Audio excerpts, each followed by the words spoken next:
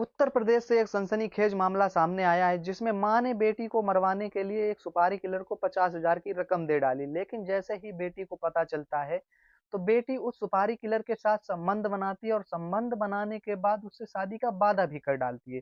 जैसे ही उसने शादी का वादा किया था तो जिस तरह प्लान उसकी मां ने बनाया था उसका ठीक उल्टा हो जाता है। आखिर एक हत्या हो जाती है और वो हत्या होती किसकी है और दो मासूमों पर एफआईआर दर्ज हो जाती है। वो दो मासूम कौन थे, इस घटना के सभी पहलुओं पर आज बातचीत करेंगे। आपको एक कहानी के माध्यम से सारी जानकारी आप तक पहुंचाएंगे। नमस्कार दोस्तों, मैं पुष्पेंद्र सिंह कुशवाहा आज आपके सामने फिर एक सच्ची घटना लेकर आया हूं।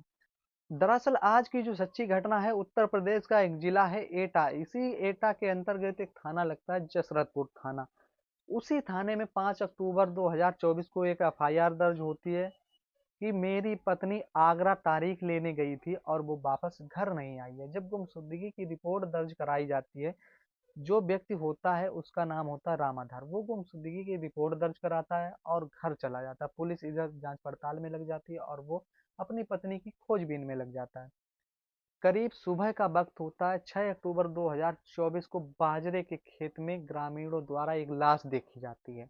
जब ग्रामीणों के द्वारा एक लाश देखी जाती है तो व्यक्ति वहां पर भीड़ इकट्ठा होना शुरू हो जाती है और इस मामले की पुलिस को जानकारी दी जाती है। पुलिस आती है, पुलिस उस सबको कब्जे में ले लेती है। कब्जे में लेने के बाद सबको पोस्टमार्टम के लिए भेज दिया जाता है। अब इस चीज की जानकारी रामाधार को दी जाती है और रामाधार जैसे ही उस लाश को देखता है तो वो देखता है कि वो तो उसकी पत्नी ही है। तो सीधा सीधा आरोप लगा देता है कि अनिकेत और अखिलेश ने दोनों ने मिलकर मेरी बीवी की हत्या की है। अब पुलिस रामाधार से पूछती है आखिर क्यों उन्होंने हत्या की, तो तभी रामाधार बताता है कि उसके जो बेटी थी अनिकेत के साथ अवैध संबंध थे। अनिकेत लगातार दबाव बनाता था उसके साथ और अब मेरी बेटी को अपने प्रेम जाल में उसने पूरी तरह से फंसा लिया था। इसी चीज का मेरी पत्नी विरोध किया करती थी और अनिकेत द्वारा कई बार मेरी पत्नी को मारने की धमकी भी दी जा चुकी थी। इस तरह की बात जैसे ही पुलिस सुनती है तो अनिकेत और अखिलेश दोनों को उठा लेती है और जैसे ही उठाया जाता है तो पुलिस उनसे जांच पड़ताल करती है, पूछताछ करती है। हिरासत में लेने के बाद उनके से कोई भी सबूत नहीं मिलता और ना ही उनके द्वारा किसी तरीके की बात की जाती है। उन दोनों को छोड़ दिया जाता है। अब पुलिस उस लाश के पास का सीडीआर निकालने की कोशिश करती है और उसका जो नंबर होता है अलका का, उसके नंबर का सीडीआर निकालती है। सीडीआर निकालने से पता चलता है कि एक फर्रुखाबाद का व्यक्ति होता है जिसका नाम सुभाष होता है। उससे लगातार उसकी पत्नी बातचीत कर रही थी और उससे बातचीत करने के बाद जो लास्ट कॉल भी चढ़ा हुआ था वो भी सुभाष का ही था। जब मोबाइल का सीडीआर निकाला जाता है, सीडीआर सुना जाता है, तो पुलिस के होश उड़ जाते हैं। दरअसल होता क्या है कि जो अलका होती है वो आगरा तारीख लेने के लिए पुराने मुकदमों के तहत गई हुई थी, लेकिन वो एक प्लान के तहत गई थी। वो सुभाष से कहती है कि जब मैं वापस आऊंगी तो उस दिन ऐसा ऐसा कर देना। ठीक प्लान बना हुआ था लेकिन प्लान का ठीक उल्टा हो जाता, लेकिन अलका भी नहीं जानती थी कि आखिर होता क्या है।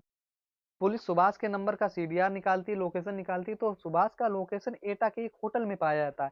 पुलिस वहां पर पहुंच जाती है और होटल से सुभाष को गिरफ्तार करती है। लेकिन सुभाष के साथ एक लड़की थी। लड़की जो थी, लड़की के बारे में पूछताछ की जाती है तो सुभाष बताता है ये तो अलका की ही लड़की है, मैं इसको छोड़ने आया था और जिसकी हत्या की है हमने ये उसी की बेटी है। अब उससे कड़ी मशक्कत करके पुलिस पूछ रही थी। दरअसल जब पुलिस सुभाष से अपने तरीके से पूछना शुरू करती है तो सुभाष बताता है कि वो फर्रुखाबाद का ही रहने वाला है और वो अलका के मायके के बगल का रहने वाला है और पास पास में ही थोड़ी दूर पर घर है में उसका, और उसके अलका के साथ संबंध है। उससे लगातार बातचीत होती है और अलका ने ही अपनी बेटी को मारने के लिए 50,000 की मुझे सुपारी दी थी। तो पुलिस पूछती है जब बेटी को मारने की सुपारी दी थी तो तुमने अलका की हत्या क्यों कर दी। इस तरह के जब सवाल जवाब उससे करते हैं तो वो पूरी सच्चाई बताता है।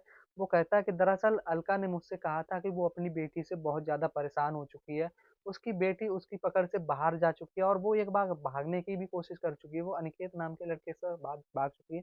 अपनी इज्जत बचाने के चक्कर में वो अपनी बेटी को मरवाने के लिए 50,000 की रकम दे डालती है। जब वो 50,000 रुपए की रकम उसको सुभाष को दे डालती है तो सुभाष से कहती है कि जब मैं तुम्हें बताऊं तब तुम्हें उसे मारना है। और एक प्लान बनाया जाता है कि तुम मेरी बेटी को अपने जाल में फंसाओ, उससे नजदीकियां बढ़ाओ और नजदीकियां बढ़ाने के बाद मैं उसको फरुखाबाद छोड़ दूंगा और ननियाल में उसको छोड़ आती है। जैसा ही वो ननियाल में उसको छोड़ने जाती है और छोड़ने के बाद उससे कहा जाता है कि अब तुम्हें यहीं पर रहना है, जिस चीज़ की भी ज़रूरत पड़े तुम सुभाष से कह देना, सुभाष तुम्हें हर चीज़ यहीं पर लाके दे देगा। लड़की कहती है ठीक है। अब होता क्या है, सुभाष उस लड़की पर अपने डोरे डालना शुरू कर देता है, और जैसे ही डोरे डालता है तो उनकी बातचीत काफ़ी होने लगती है। तभी सुभाष अलका से कहता है उसे एक फ़ोन चाहिए बातचीत करने के लिए, जो उस लड़की को देगा। अलका तुरंत पैसे ट्रांसफर करती, सुभाष नया फ़ोन लाता और उस लड़की को दे देता, जिसकी उम्र मात्र 17 साल थी। लड़की अभी तक बिना फ़ोन रहा करती थी, अब सुभाष जैसे ही उसको एंड्रॉयड फ़ोन दे देता तो वो सुभाष के प्रेम जाल में फंस जाती है और सुभाष से लगातार बातचीत बढ़ने लगती है और बातचीत करती रहती है। तभी 5 अक्टूबर को अलका का फ़ोन जाता है और अलका कहती कि आज तुम्हें उसकी बेटी को लाना है और उसकी हत्या कर देनी है। अलका अपने घर से किसी मुकदमे के सिलसिले में आगरा जाने के लिए निकलती है, और उधर फर्रुखाबाद से सुभाष उसकी बेटी को लेकर निकलता है।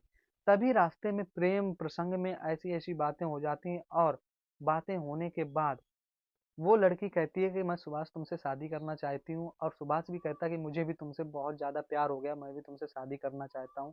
इस तरह की दोनों को में आपस में बातचीत होती है, लेकिन सुभाष उसके प्यार में इस तरह पड़ जाता है कि सुभाष पूरे प्लान का पर्दाफाश कर देता है और उस लड़की को बता देता है कि तुम्हारी माँ ने मुझे मारने के लिए 50,000 रुपए दिए हैं। तभी वो लड़की कहती है कि ठीक है, कोई बात नहीं, माँ ही तो है, लेकिन क्या करें, माँ जब तक रहेगी तब तक तो हमारी शादी हो नहीं सकती है, क्यों ना हम माँ को ही रास्ते से हटा दें। अब ये बात सुभाष को भी समझ में आ जाती है, माँ जब रास्ते से हट जाएगी तो हमारी शादी हो जाएगी। इस तरह की बात सुभाष को वो समझाती है। लड़की बहुत ही शातिर दिमाग की थी, सुभाष के माइंड में इस तरह से भर देती है कि अब उल्टा उसी तरह की हत्या कर दी।